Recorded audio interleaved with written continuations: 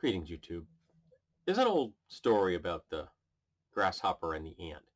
And it's supposed to be a morality tale about how if you're a diligent, logical person that plans ahead for the future, that you'll do well. But if you're a frivolous person that just whiles away their time, living their life as they choose, and not having a plan for the future, that you will suffer in the end. The problem is that grasshoppers and ants have very different roles in the natural cycle. They don't have the same structures. Ants have a very complex social structure, digging most of the species, digging complex tunnels and creating nests, and some you're even so advanced as they actually farm food. That's a pretty complex, pretty stable existence. Well, grasshoppers are a boom or bust kind of a species. They breed an incredible number of animals. They consume everything they can lay their hands on, and the philosophy of the grasshopper essentially is that, the genetic reasoning behind it, if you will, if there is one, is that there are so many of them that the predators simply cannot eat them all. They overwhelm the predation cycle so that there will always be some to survive into the next season. The next generation will be born because the predators simply cannot consume them all. That's a very different way of life than an ant. So you really can't compare those two ways of doing things. One is a highly mobile, boom or bust style of animal species. There's lots of those in nature. And the other is a very sedentary, stable structure that has evolved, interestingly, out of wasps. I thought that was kind of cool that ants evolved out of wasp species. It's why some ants still have stingers. They're some of the more primitive of the species out there. There's lots of ant species. And comparing those two is disingenuous. I can't anymore expect the grasshoppers to do what the ants do any more than I can expect the ants to do what the grasshoppers do. And to ask to make those comparisons is just foolish. You can't say that the grasshoppers made poor decisions when they didn't ever have those decisions to make. There was never an opportunity to store food, to prepare for a future. Their mode of living is simply different. Now, that's, again, a morality tale that's supposed to apply to us. But we've extended that concept to, like, the prosperity gospels. That if you are wealthy and well off, it's because God has graced you. And, of course, the opposite of that is that you are poor, then God has not graced you, that you have somehow failed God. You yourself are a moral failure because you are poor. That is a way of people who are wealthy to make themselves feel better, and those who aspire to be wealthy to make themselves feel better, and a means of looking down upon those who are in poverty. But you see, some folks just have better decisions to take. You just have an opportunity that others don't. A person that's born into wealth is far more likely to end up being wealthy, as opposed to someone who is born into poverty is very unlikely to become wealthy. And the person that was born into wealth just has a much greater selection of good decisions to make. They didn't make better decisions, they had better choices. Those choices were available to them that aren't available to the vast majority of people. The greatest predictor of person being wealthy in the world is that they were born into wealth. The overnight successes, yeah, that's bullshit. Like Elon Musk, for an example. Elon Musk likes to convince the world that he is a self-made man. The thing is he was born into a family of emerald miners who literally made their wealth off of slave labor in South Africa. So he was born into a hideously wealthy family that had achieved that wealth through an utterly immoral means, crushing the lives of human beings to make themselves wealthy, literally off the backs of people digging in the earth, unconcerned for their well-being. And then he bought a car company, and as part of that car company agreement, he was listed as one of the founders. But he wasn't a founder. He's just a paper tiger. On paper, he's a founder, but he's no technical genius. He's no great decision maker that just came up with a good idea. He's a wealthy person that used his wealth to become wealthier. It's not hard to do that. Now, lots of people talk about, the former president, that he's a billionaire. Now, there's probably 100% chance that he isn't. But he had been given a lot of money with from his father. And if he had done nothing with it except put it into some solid, stable investments and then never touched it, he would be financially better off now than he is. And he wouldn't be beholden to any like Russian mobsters the way he is in the real world. But he was born into a world where he had better choices. Everything was laid out for him. Silver spoon, silver platters, silver arrangement complete. Table setting plated in silver and gold. He never had to work a day in his life. Neither did Elon Musk.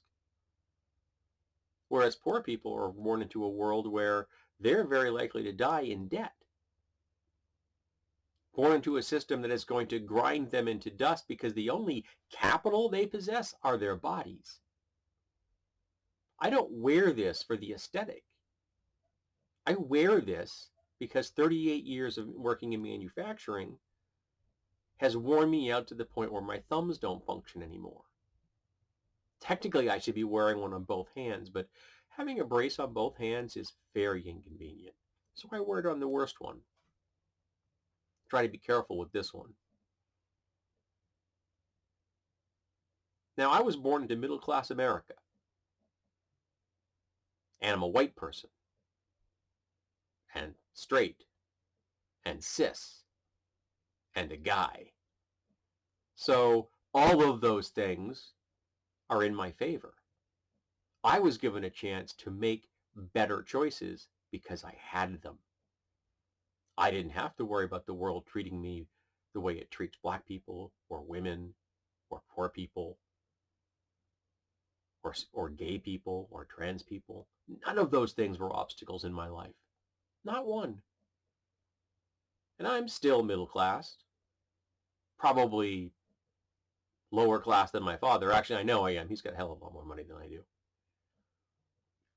But I've got a home, and we've got 2 cars. We're still paying off my wife's, still paying off her college loans. We have debt, not a lot. My personal debt, like my personal credit card, is always pretty much at 0. And our household debt is very low. We are far below the American average of household debt. Some of that is because I'm a cheap bastard, and some of that is just because I don't do many of the things that lots of Americans do to get into debt. Because lots of people are on a materialist conveyor belt that I'm not. They've been convinced that they have to have the biggest, fastest cars and the biggest televisions, and they have to go on the biggest, most extravagant vacations, and they have to have, pardon me, they have to have huge and elaborate weddings. All part of the capitalist machine that's convinced them they have to do those things. And I just never really bought into that. But that was my choice.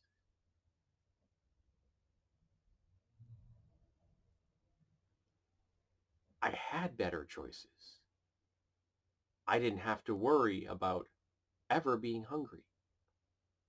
I never had to worry about not having health coverage. I worry about it now because I understand how the healthcare system works as an adult. When I was a kid, never had to worry about it. I was never concerned that I was going to be kicked out and thrown into the streets. Lots of Americans have to worry about that. Most Americans can't handle a $1,000 unexpected expense. I could handle it. I couldn't handle a lot of them. 4 or 5 of those in a row, I'd be hurting. But most American families can't handle one because they are not in a position to have good choices, because the people at the top have made it so. They've created the system so that they have good choices and most of us don't. A catastrophic illness in my family could wipe me out. It could take 6 months of a critical disease to destroy everything we have. 600,000 Americans go bankrupt every year because of medical costs. We are the only developed nation on the entire planet where that happens. The only one. No other person in any other developed nation will ever have to worry about that. Ever. Not cradle to grave. But we do. Because our system lets that happen. Our system says that we don't get the good choices that those at the top have. So, I've blathered on enough about this. Don't judge people for being poor. They just didn't have the choices that the wealthy did. And the reason the wealthy did have those choices, because the poor didn't. Poor people exist because of capitalism. It's built upon it. Stealing the wealth of those who actually create the wealth is how capitalism functions. People at top didn't make that money. Elon Musk's family didn't dig those emeralds out of the ground. He didn't invent anything. He's no founder. He's a capitalist pig. He's a parasite, just like all the rest of them. We create the wealth. And it's not fair that so many of us will die in debt. So many of us will never have the chance to own a home or go to school or not be in constant and unending fear of being hungry or homeless. And all that exists because the wealthy at the top want it that way. We have enough food for multiple times the number of people we have on this planet right now. We could support 4 or 5 times the population we currently have without difficulty. But that would mean that the rich wouldn't make as much money. We could support billions. We just can't support billionaires.